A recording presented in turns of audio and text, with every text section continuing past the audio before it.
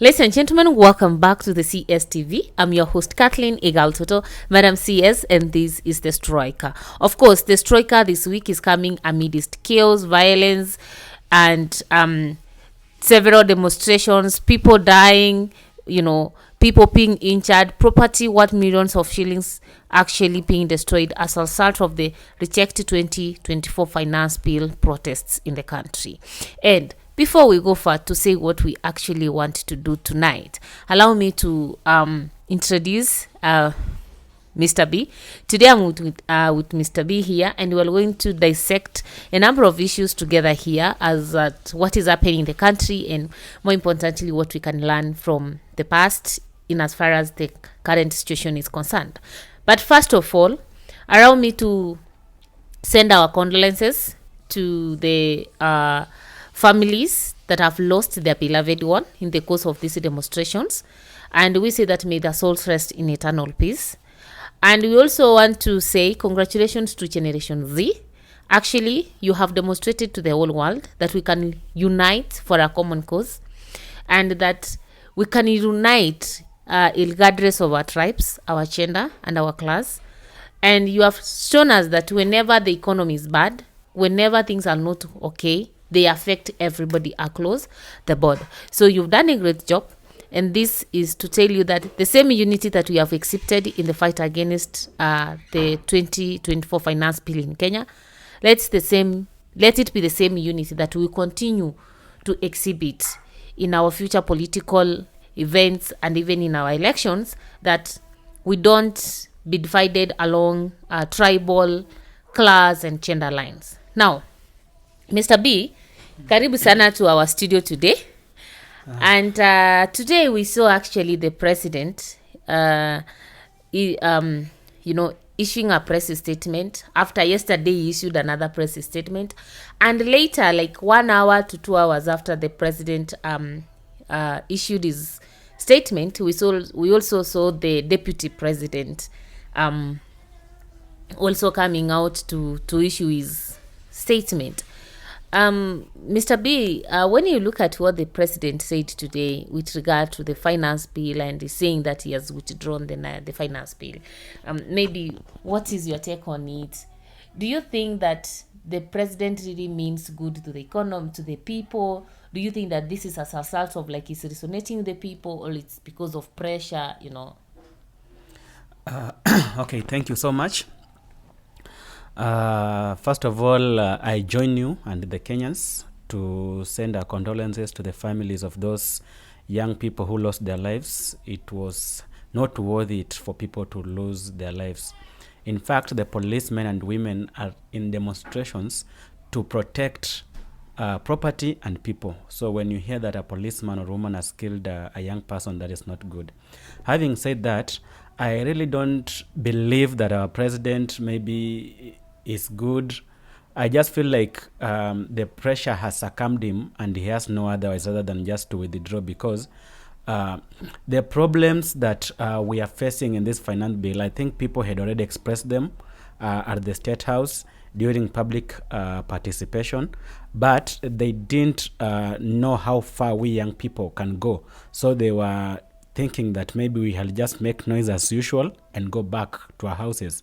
But after seeing how things have turned, I think he has looked at it and said, okay, these young people are serious, and that's why it's just because of our pressure that he has withdrawn. So according to you feel that it is the pressure, and to our viewers, it is more than 35 counties that were actually demonstrating, protesting the finance bill, and some of these counties are the home counties, the home ground of the president and the deputy president and the speaker of the National Assembly. I'm talking about the most senior officials in the Kenya Kwanza government, and this then sends a very strong message to the president that things are not the same again. But you realize that despite the fact that people did the public participation and some of these things were actually highlighted, the members of parliament went ahead to to pass the bill against the wishes of Kenyans. But this again raises the question, why are he giving his teaser or his press release at Mombasa, the deputy president tonight actually blamed the director of the National Intelligence Service, Haji, that it is the one who did not provide information that, for example, Parliament could be attacked. And what is your take on that? Do you think actually that the National Intelligence Service is the one to blame for all these atrocities that happened? In my opinion, I don't think so, because as a Kenyan, I didn't elect Norden Haji.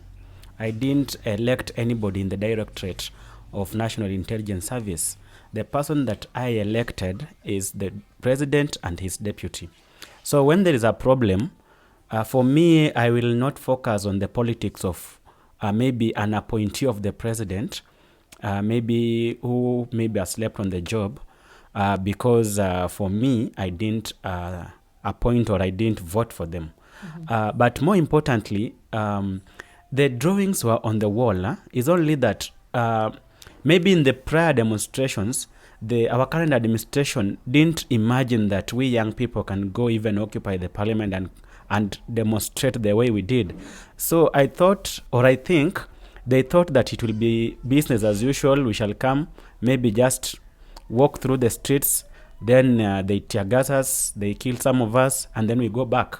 But the young people were serious. They fear nothing, The Generation Z have nothing to lose, because as some people say, even they don't have 50 shillings to go and buy a rope so that they can kill themselves. So if you can come and shoot them, you are just making their work easy. So they have nothing completely to lose, because they elected you people, they elected the government in place who don't even represent them. A Gen Z is looking at an elder brother who graduated back in 2015, 2016, and they're jobless. And for them, maybe they have just completed university. Some of them are in the universities and they are saying no hope at all. So, yeah. Okay, I'm going to cut you short, Mr. B. So do you want to say that maybe the statement that was given by the deputy president today with regard to blaming the NIS was just a way to exonerate himself and the government? For me, I see the deputy president being politically intelligent, because for him, he's trying to see where the problem came from within the government. Unlike the president, who is looking at we who are protesting as being bad people, being thugs, and etc. So when you look at it politically, the deputy president is carrying the day, because he's taking the responsibility. But Mr. B, which political intelligence are we talking about here? Because the government of Kenya is not blind to its social media platforms. And most of all these members of parliament, including the deputy president and the president, in fact, I think the president of this republic is the one with among the people with the highest followings in the X, the former Twitter. How then can he tell us that he didn't know? How can the deputy president hallucinate that, say that the president didn't know, or he was misguided, that the people were okay with the finance bill, and this thing has been happening? Is that what you call political intelligence? Yeah, you see, if the president was to follow what we tell him via social media, then he will not have the advisors and these other, we call them constitutional offices or something, like the NIC and others. He has to receive information from these state departments that are constitutional. But now, far from that, I'm looking at it politically. You see, politically, not you can be political right, but on the ground you are wrong. So for me, what I'm seeing the deputy president doing, he's trying to blame on them. Nordin Haji is part of the government because he is an appointee of the president. But now the president is blaming the demonstrators, calling them thieves and thugs. So if you look at it politically, it's like the deputy president is trying to play safe, politically correct, saying that anyway, the problem, it is us who didn't see. But another question. Why do you think that we had two different press statements from the deputy and from the president and his deputy? Why couldn't they come together? Is it that these two people cannot meet together on the same platform? No, they've been meeting, maybe like the national prayer breakfast, they were together, and other places they've been together. If I can think rightly, I think the deputy president was opening a forum, maybe an educational forum in the coast in Mombasa, and then during his speech, it's when he brought in these issues, and of which for me I think the deputy president. No, it wasn't. It wasn't like he's speaking in a forum. It was a press release. The media was invited, and this comes after the president has spoken. Where was it? I think it was in Mombasa, isn't it? Yes. Yeah, but you should know that in Mombasa he went for a national event, and then this came out. I'm not reading any mischief in that, but I'm just seeing Rigathi Gachagua being now very political, right? Because if you look at his speech, actually, it's more presidential than what I heard the speech from the president. So I think the president should be keen. I think I tend to differ with you. Yeah, for one reason, that these are these are individuals who make the government. They are one ticket, and the two of them gave two different statements with regard to what happened. While one was trying to be neutral, diplomatic, another one decided to appeal to the emotions of the Kenyans. But this raises a question. Is Rigathi Gachagua trying to say, me, I'm not involved? You have to go back to the previous regime and analyze how the deputy president, then William Ruto, ascended to power. It was when he was deputizing the president, and he appeared as if he's not part of that presidency by being a darling of the public. And I'm told that the current deputy president is a very good student, so maybe he learned one or two things from then, and then he's just doing to replicate the same in this regime. So can we say that there's something not okay between the deputy and the president as at now? Yeah, sure. I can confidently say that there's a problem between the two, and if you want to know, they don't need to speak. You just go to the mouthpiece of the president and the mouthpiece of the deputy president. They'll tell you all.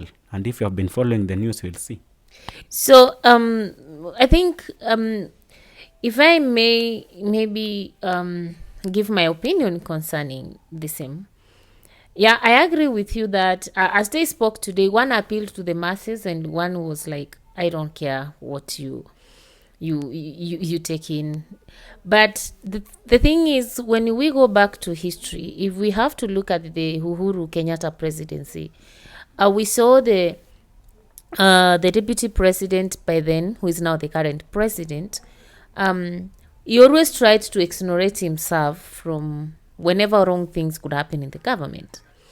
And out of that, he was able to win the hearts of many Kenyans. And I'm sure if Rigathi Gachagua uses that strategy, it is not going to work this time around with Kenyans, because it worked in between 2017 and 2022. And the results we have is what we have right now today in the country. And I think Kenyans now are kind of more intelligent. It's not going to work. Maybe should come up with another strategy. But of significance that I want us to talk before I cut us short has to do with what the president promised in his speech. He spoke about cutting budgets in the executive and the presidency, and then he said he's going to talk to Parliament also to reduce its budget. Do you think that one is going to happen? Yeah, even before you got there, I just feel like there is a disconnect in the presidency. And when I say presidents, I also put the ministries or the cabinet ministers part of it.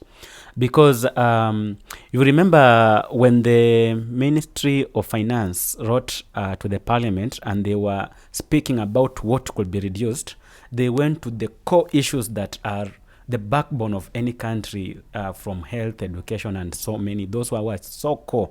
But if you see what the president is trying to reduce is the others which are not core, like renovations.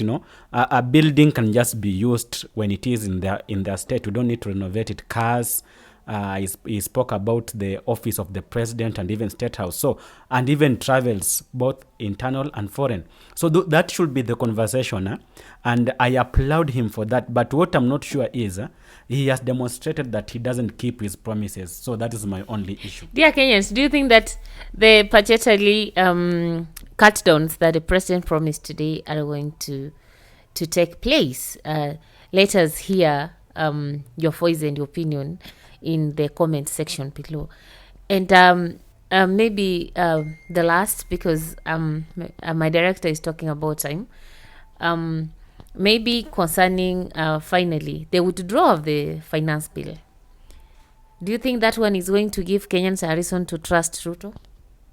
No, because people do not have to die before you do the needful. Okay. That is Mr. P's opinion. There's a problem between the president and the deputy president, and one is appearing to be more presidential than the other. One is trying to appeal to the masses. Here we have people dying, and then the bill is withdrawn. We are even not sure actually that I will do a different video about that, whether actually that withdrawal will hold water by the end of the day as per our Kenyan constitution. And then whether the Kenyans are going to trust President Ruto again or not, especially Generation Z, is still questionable.